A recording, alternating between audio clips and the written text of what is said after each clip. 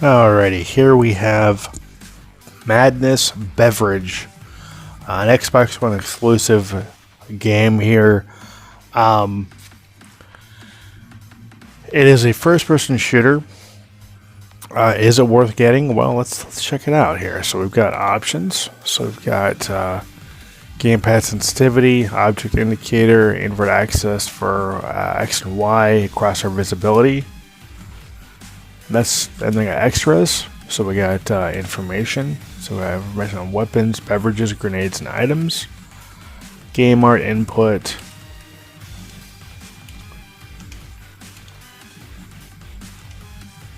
And then extra settings. So I'm going to go ahead and do new game.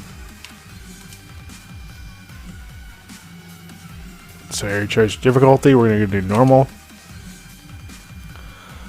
Alright, select graphical style, normal or old school. Select graphical style mode for your game. Filter option can be changed anytime during game boss menu. We're going to go just normal. So, I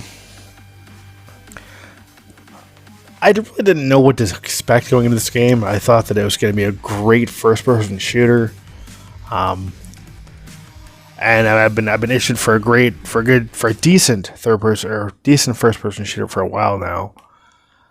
And I thought this was going to be it, but really it's not. We're going to go ahead and skip the cutscene. Okay, so you start out with the ship, right? And there's really not much to the ship.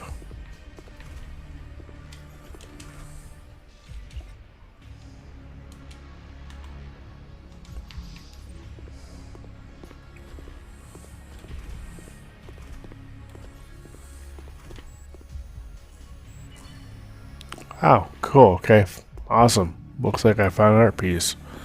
But yeah, there's not that much to the ship. It's just a area to run around in and check out. And then here's where you choose your... Oops. Come on. Oh, it's right over here. Here's where you choose what level you want to play on, or what level you want to do. We're going to do the first one, obviously.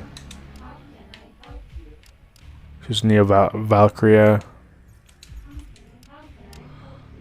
Upon locating the signal's origin, Caleb went on to investigate.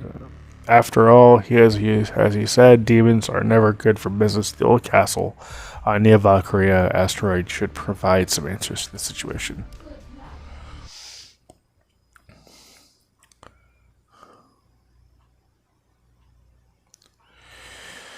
So, like I said, the game presents itself as a decent first-person shooter, but really it's got a lot of problems. The game looks pretty. I mean, I'll give it that. It looks like a beautiful game. I mean, it's an indie game. It looks beautiful. But it's got a lot of problems. So you've got the left analog stick to control your movement. You have the right analog stick to control your aiming and your camera. You have the left trigger to aim down the sights. Right trigger to fire. You have the right bumper for your grenade. You hold down the left trigger button to run. A button to jump. X button to reload. B is crouch. Y is to swap weapons if you have another weapon. So, like I said, the game looks pretty. I mean, it's a beautiful looking game. Don't get me wrong. But it has a lot of problems. My main issues with the game is that you have no sense of direction. I mean, yeah, you've got this little indicator. Where'd it go? Right there. You have some indicator telling you, oh, here's where you need to go. But you can be wandering around this level for like an hour or two before you figure out which direction you're supposed to be going in.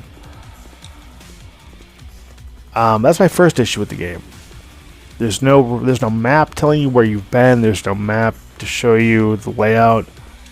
You're just left to fend for yourself in a labyrinth. that is more frustrating than it is fun.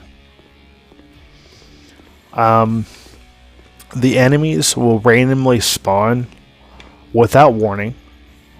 In fact, you'll see it here shortly. I'm gonna go through this door here quick.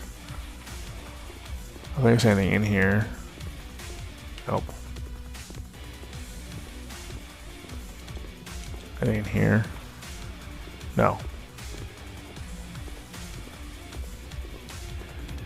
So you see the enemies will just spawn out of nowhere.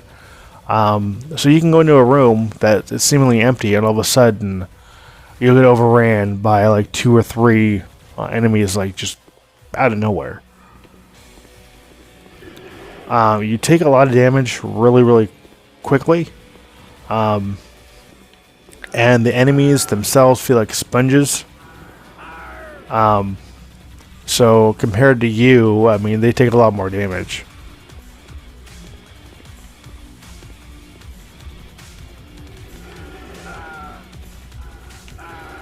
The music's great. The music's fun. I like the music. Music fits the game really well. But yeah, I mean, the game is just riddled with problems, I feel like. No map, spongy enemies, randomly spawning enemies, confusing level layout. It just, I mean, yeah. That's my take on this game, you guys. I wanted to like this game. I wanted to say, oh yeah, check this game out. This game's great. It's Beverage Madness. It's a unique, interesting, fun first-person shooter. But it's really not. There's just too many issues with the game for me to hands down recommend it. I mean, if you want to check this game out, if you find it on sale, or if you want to check out this game because it looks cool, just understand what you're getting into. You're gonna find a game that has spongy enemies, horrible level layout, no map, a character that takes very little damage to die. I mean, there's just a ton of issues. Like, for instance, like for just example, okay, you come up to a locked door, find the button. Okay. Now, granted, you have to get that door open to proceed to get to that over there. So now you're left to figure out where this button could possibly be, while at the same time trying not to die by these randomly spawning enemies. And I don't even recall where the frickin' button is. I think it's over here.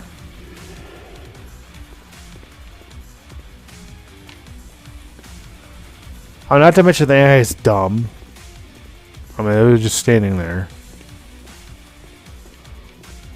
And now I'm all turned around. So yeah, do I recommend the game? I would only recommend the game if you know what you're getting into. Look at the reviews. Watch this review and decide for yourself. Is this a game I really want to put my time into? This is a game I really want to, to check out. Is it worth my money? Is it worth my time? I would say no. I would say avoid this game unless you are looking to punish yourself. So, yeah, that's my take on this game. I'm currently lost, so that'll be the review. Again, avoid this game unless you want to put yourself through hell. And not in a good way. So, if you've enjoyed the video, I appreciate that. That's awesome. I love that. Got some much better content on the way, so if you haven't subscribed, please consider doing so. I'd love to have you be part of the channel. And I want to thank you for watching. Thank you for subscribing. Until next time, take care and happy gaming.